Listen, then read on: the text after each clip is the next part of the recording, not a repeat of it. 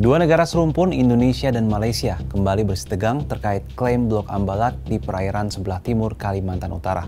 Lantas, apa yang membuat isu Blok Ambalat ini kembali mengemuka? Apa respon kedua pemerintahan terkait polemik ini? Polemik perbatasan di wilayah Ambalat kembali mengemuka setelah pemerintah Malaysia menyatakan tidak menggunakan istilah Laut Ambalat. Dalam perubahan nomenklaturnya, Malaysia memutuskan menggunakan istilah Laut Sulawesi karena dinilai lebih sesuai dengan posisi hukum dan kedaulatan negaranya. Pernyataan ini diungkapkan oleh Menteri Luar Negeri Malaysia Muhammad Hassan dalam sidang Dewan Rakyat Senin 4 Agustus 2025. Perubahan istilah ini dinilainya penting untuk mencegah kebingungan publik dan mencegah isu perbatasan ini dipolitisasi jelang pemilu negara bagian. Selain itu, istilah Ambalat juga dinilai sebagai nomenklatur yang digunakan untuk memperkuat klaim Indonesia, sedangkan bagi Malaysia, istilah yang lebih tepat adalah Laut Sulawesi. Meski demikian, Muhammad Hassan mengaku hubungan Malaysia dengan Indonesia sangat baik. Pihaknya tidak ingin berkonflik dengan Indonesia, apalagi berperang. Menanggapi hal ini dalam keterangan di Bandung, Jawa Barat, Kamis 7 Agustus 2025, Presiden Prabowo Subianto mengatakan Indonesia akan mencari langkah penyelesaian masalah perbatasan di Ambalat dengan cara damai. Apalagi Indonesia dan Malaysia sama-sama memiliki niat baik.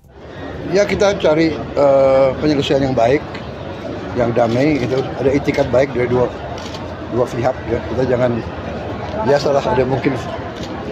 Intinya kita mau penyelesaian yang baik. Sebulan sebelumnya, persoalan batas wilayah di Ambalat menjadi salah satu topik yang dibahas dalam pertemuan Presiden Prabowo dengan Perdana Menteri Malaysia Anwar Ibrahim di Istana Merdeka akhir Juni 2025. Saat itu Prabowo mengungkapkan bahwa RI dan Malaysia sepakat saling menyelesaikan masalah hukum terkait batas wilayah sesegera mungkin. Sebab kedua negara memiliki banyak kesamaan dan hubungan kerjasama yang erat sejak lama. Lantas, bagaimana sebenarnya duduk perkara sengketa Blok Ambalat yang diindikasikan menyimpan kekayaan tambang mineral ini antara Indonesia dan Malaysia? Mengapa sampai saat ini sengketa dua negara belum juga usai? Ambalat merupakan blok eksplorasi minyak dan gas Indonesia di wilayah Laut Sulawesi yang tumpang tindih dengan wilayah ND6 dan ND7 yang diklaim milik Malaysia. Wilayah tersebut sebenarnya sudah dibagi melalui kesepakatan antara Inggris dan Belanda mengenai wilayah jajahan mereka masing-masing pada 1891.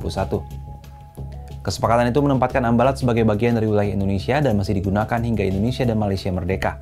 Namun kedua negara memiliki interpretasi masing-masing sehingga pada 1969, Indonesia dan Malaysia membuat perjanjian tapal batas landas kontinen Indonesia-Malaysia yang menempatkan Ambalat masuk ke wilayah RI.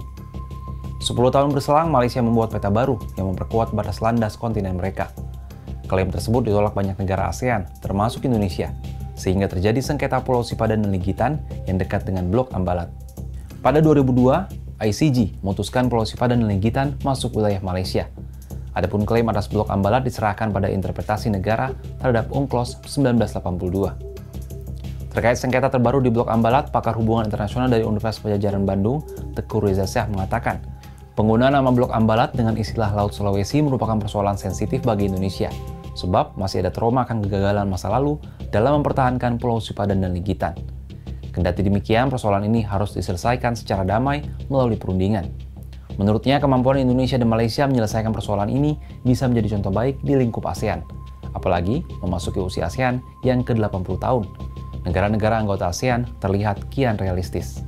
Sengketa Ambalat ini seakan menjadi ujian bagi Indonesia dan Malaysia dalam menunjukkan kematangan berdiplomasi. Kemampuan keduanya menyelesaikan persoalan ini secara damai bisa menjadi teladan, terutama negara di kawasan ASEAN yang masih dilanda konflik perbatasan seperti Thailand dan Kamboja. Kalau menurut sahabat Kompas, gimana tanggapannya?